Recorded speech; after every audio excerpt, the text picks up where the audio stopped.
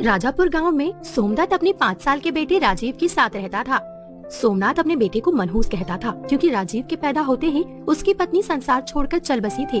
गांव वालों के कहने पर सोमनाथ ने दूसरा विवाह कर लिया। उसकी दूसरी पत्नी ने भी एक बेटे को जन्म दिया जिसका नाम शेखर था। शेखर बेटा, शेखर देखो मैं तुम्हारे लिए बाजार से क्या लाया हूँ। जल्दी जाओ बेटा, तुम्हारे बाबा तुम्हारे लिए बाजार से मिठाइयाँ लेकर आए हैं। जब दौड़कर शेखर अपने माता पिता के पास आया तो सोमनाथ ने उसे खाने के लिए मिठाई दी। थोड़ी ही दूर पर खड़ा राजीव भी देख रहा था। वो भी पास आकर अपने पिता से कहने लगा, बाबा मुझे भी मिठाई दीजिए ना, मैं भी खाऊंगा। मैं भी खाऊंगा, सारा दिन बस खाता ही तो रहता है, कोई काम धंधा तो करता नहीं। ये मिठाई केवल शेखर के लिए है। दे दे सुधा, नहीं तो मेरी खुशियों की तरह ये मिठाई को भी नजर लगा देगा। ये ले जा, लेकिन दोबारा मांगने मत आ जाना। राजीव रोते हुए वहाँ से चला गया। पेट की भूख ऐसी ही होती है, चाहे जितना ही दुत्कारो, दुत्कार से पेट नहीं भरता। धीरे धीरे ऐसे ही समय बीत गया। अब दोनों लड़के जवान हो गए थे। एक दिन निराश राजीव एक पेड़ के नीचे बैठा था। तभी गांव का एक व्यक्ति नंदन आ गया। अरे भाई राजीव, इतना शांत क्यों बैठे हो? आज फिर से इस पेड़ के नीचे बैठ गए? क्या घर पर कोई झगड़ा हो गया है? क्या बताऊं भाई, तुम तो जानते ही हो। अब इसमें मेरी क्या गलती है कि मुझे जन्म देते ही मेरी माँ चल बसी और मेरी दूसरी माँ सुधा मुझे जरा भी प्यार नहीं करती। हाँ भाई राजीव, मैं जानता हूँ कि तुम्हारे पिता सिर्फ शेखर को ही शौक से पाल रहे हैं। तुम्हें तो उन्होंने मजबूरी में अपने घर में शरण दे रखी है। कभी कभी तो मेरा मन करता है कि ये घर और गांव छोड़कर कहीं दूर चला जाऊं। तुम्हारी दूसरी माँ और भाई शेखर तो यही चाहते हैं कि तुम यहाँ से चले जाओ और उनके रास्ते का कांटा हट जाए। लेकिन भाई तुम तो जानते ही हो, मेरे पिता भी मुझे जरा पसंद नहीं करते। तुम्हारे पिता की आंखों पर तो अंधविश्वास की पट्टी बंधी हुई है और उनको तुम्हारी माँ ने सख्त कर रखा है। तुम्हारे पास अच्छाई करने का मूल मंत्र है। तुम चिंता मत करो, एक ना एक दिन वो जरूर सफल होगा। पीड़ा में मित्र की सहानुभूति ही बड़े से बड़े दर्द पर मरहम का काम करती है। नंदन से बात करके राजीव का मन हल्का हुआ तो वो घर की ओर लौटने लगा। तभी रास्ते में उसे एक साधु बैठे दिखाई दिए। वे साधु बहुत दुखी मालूम पड़ते थे। उनकी आंखों से आंसू बह रहे थे। क्या हुआ साधु महाराज, आपको कोई तकलीफ है? आपके चेहरे पर दर्द साफ दिखाई दे रहा है।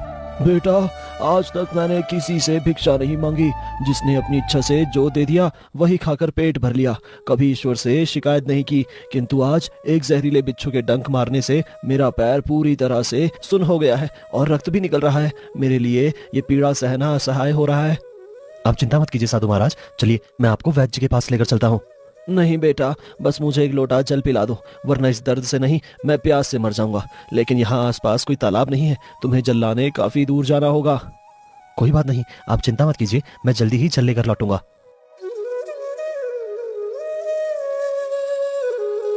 राजीव उन साधु महाराज के लिए जल लेने चला गया। कुछ ही देर बाद राजीव जल लेकर लौट आया। जल पीकर साधु की प्यास बुझी तो उसने राजीव का धन्यवाद किया।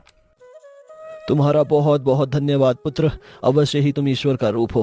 मैं कई घंटों से उसे पेड़ के नीचे बैठा था, लेकिन किसी ने भी मेरी तकलीफ नहीं देखी, केवल तुमने देखी और इतनी दूर से लाकर मुझे जल पिलाया। बेटा, तुम्हारी अच्छाई का फल ईश्वर एक न एक दिन अवश्य देगा।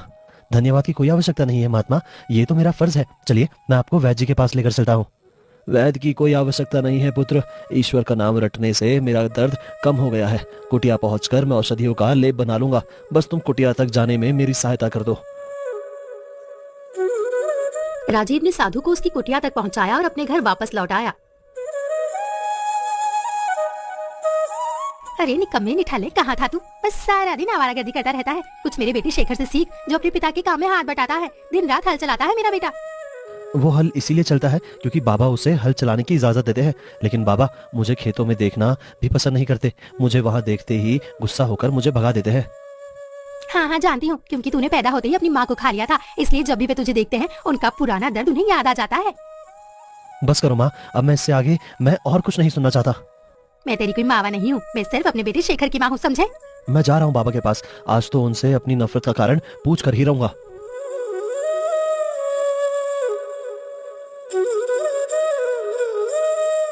झुंझलाकर राजीव खेतों को जा पहुंचा, जहां उसके पिता शेखर के साथ काम कर रहे थे। खेतों से थोड़ी दूरी पर साधु महाराज गुजर रहे थे। उन्होंने राजीव को वहां देखा तो वे उनकी बातें सुनने लगे। बाबा, आज आपको बताना ही होगा, आखिर मेरी गलती क्या है जो आप शेखर की तरह मुझे प्यार नहीं करते? आप इसकी तरह मुझे खेतों में काम करने क्यों नहीं देते? तुम्हारी परवरिश करना मेरी मजबूरी थी। तुमने तो पैदा होते ही मेरी पत्नी को मुझसे छीन लिया था। मैं तुम जैसे मनहूस को अपने मुंह नहीं लगाना चाहता। तुम जाओ यहाँ से।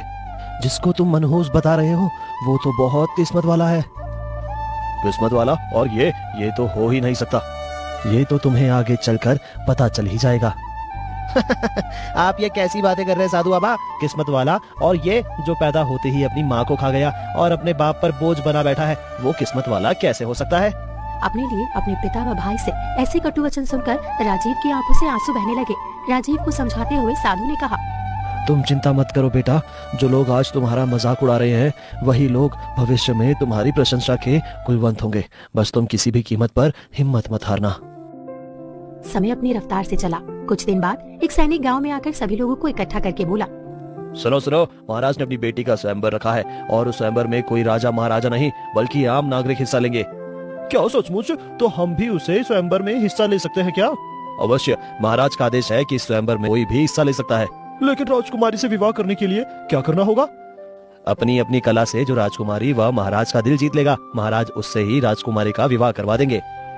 सारे नगर में खुशी की लहर दौड़ गई। सुधा भी अपने बेटे शेखर से कहने लगी, बेटा शेखर, तुम दिन भर खेतों में मेहनत करते हो, हल चलाते हो और दिखने में भी सुंदर हो। मुझे पूरा भरोसा है तुम अपनी कला से राजकुमारी का दिल अवश्य जीत लोगे। हाँ माँ, अगर मेरा विवाह राजकुमारी से हो गया तो हम माला माल हो जाएंगे। हाँ, फिर तो हमारे दिन अच्छे से कटेंगे। लेकिन तुम्हें बहुत मेहनत करनी होगी बेटा। गांव का कोई और व्यक्ति ये प्रतियोगिता जीत ना सके। वे तीनों ये बातें कर ही रहे थे कि तब तक सुधा की नजर राजीव पर पड़ी तो वो तुनक कर बोली, अरे अरे तुम कहाँ बाबू बनकर चले? मैं भी राजकुमारी के स्वयंवर में हिस्सा लेने जा रहा हूँ। नहीं, तुम वहाँ नहीं जा सकते। लेकिन क्यों बाबा, मैं वहाँ क्यों नहीं जा सकता? क्योंकि मैं नहीं चाहती कि तुम वहाँ जाओ और तुम उस स्वयंवर में हिस्सा लो। अगर आप मुझे अपना बेटा मानकर ये आदेश देती तो मैं जरूर मानता, लेकिन आप खुद को मेरी माँ नहीं मानती, इसीलिए आपको मुझे आदेश देने का कोई हक नहीं। लेकिन मेरा हक तो है ना। ये मेरा आदेश है कि तुम उस स्वयंवर में हिस्सा नहीं लोगे। उस स्वयंवर में केवल मेरा बेटा शिखर ही हिस्सा लेगा और राजकुमारी का पति बनेगा। ठीक है बाबा, अगर आपने इतने हक से मुझे कुछ कहा है तो मैं अवश्य मानूंगा। ठीक है, मैं स्वयंवर में नहीं जाऊंगा। राजीव निराश हो गया था, लेकिन बिना जताए वो यूं ही घर से बाहर चला गया। शेखर तैयार होकर स्वयंवर में हिस्सा लेने के लिए अन्य गांव वासियों के साथ महल जा पहुंचा। सचमुच वहां पर कोई राजा महाराजा या राजकुमार स्वयंवर के लिए उपस्थित नहीं थे। मुझे विश्वास नहीं हो रहा कि हमारे राज्य में इतने वीर साहसी नौजवान हैं। लेकिन क्या तुम लोग जानते हो कि मैंने तुम्हें यहाँ क्यों बुलाया है? हाँ महाराज, हमें मालूम है कि आपने राजकुमारी के स्वयंवर में हिस्सा लेने के लिए हम सबको यहाँ बुलाया है। मैंने यहाँ कोई स्वयंवर का योजना नहीं बनाई है, बल्कि मैं तो ये देखना चाहता था मेरे राज्य में ऐसे कितने नागरिक हैं जो मेरी राजगद्दी हड़पना चाहते हैं। इसीलिए मैंने स्वयंवर का नाटक रचा। सभी नागरिकों के हाव भाव बदल गए थे। डर साफ छलक रहा था। महाराज ने कड़क स्वर में अपने सैनिकों को आदेश दिया, सैनिकों, देख क्या रहे हो? इन सभी को बंदी बनाकर कारागार में डाल दो। 1 सप्ताह बाद इन सबको फांसी दे दी जाएगी। सैनिकों ने सभी गांव वासियों को बंदी बनाकर कारागार में डाल दिया। कुछ ही समय बाद ये खबर पूरे नगर में फैल गई। सुधा भी फूट फूट कर रोने लगी, हाय रे मेरी बूटी किस्मत। जो मैंने अपने बेटे को स्वयंवर में जाने के लिए कहा, मुझे क्या पता था उस पापी राजा के दिमाग में क्या चल रहा है। भगवान, कोई तो मेरे बेटे को लेकर आओ।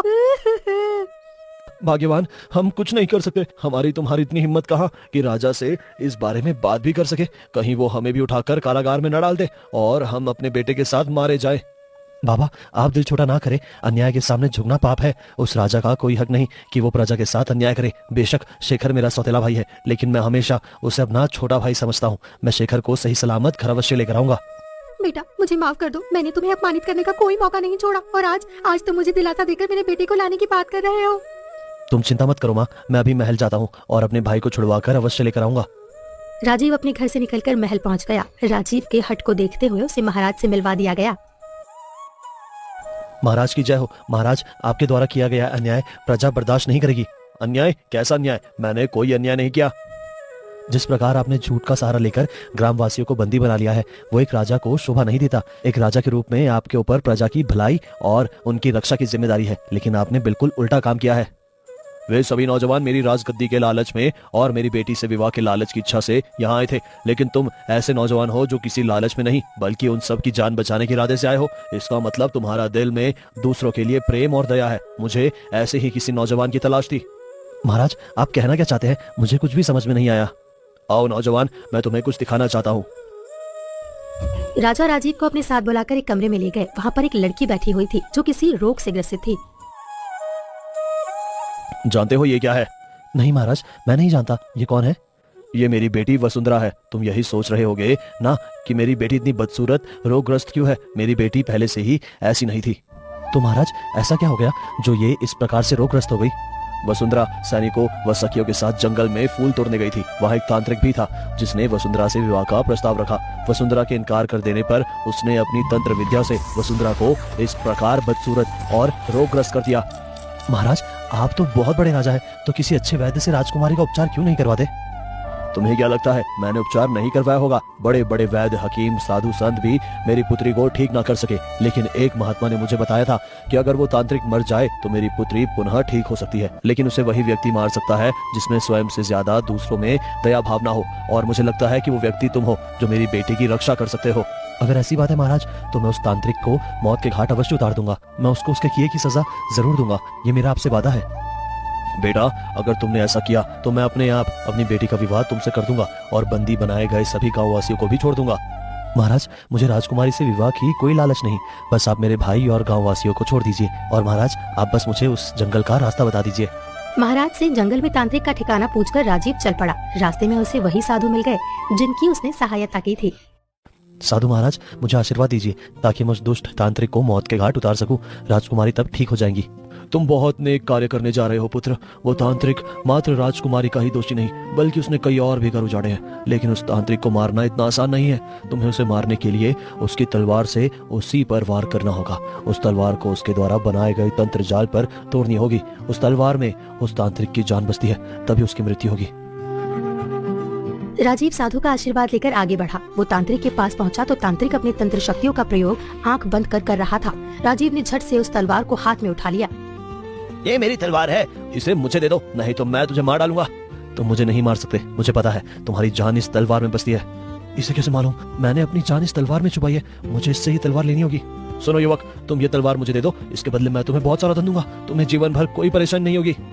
इस तलवार को तो मैं तुम्हें किसी हालत में नहीं दूंगा। तुमने बहुत से पाप किए हैं और आज तुम्हारे पाप का घड़ा भर गया है। मैं यहाँ तुम्हारी मृत्यु करने आया हूँ।